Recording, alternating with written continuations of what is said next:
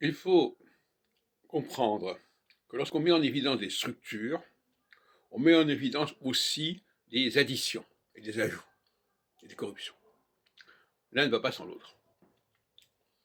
Préciser une structure, c'est faire apparaître des choses qui ont été ajoutées, mais toute la question méthodologiquement, c'est de savoir comment on peut arriver à clarifier et à dégager une structure quand celle-ci a été abîmée, corrompue et complétée, entre guillemets. C'est ça la difficulté. On s'en occupe, moi je me heurte à ce problème à toutes sortes de niveaux, notamment au niveau linguistique, et je ferai la critique du structuralisme.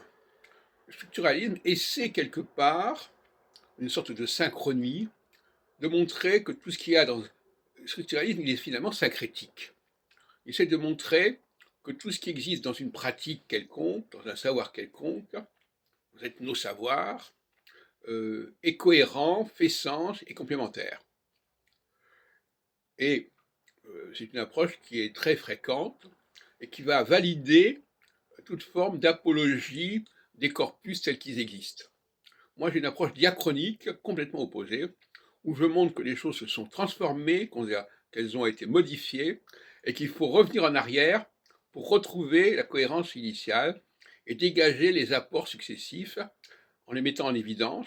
On peut pas forcément les rejeter, en tout cas, il faut les mettre en évidence. C'est la moindre des choses.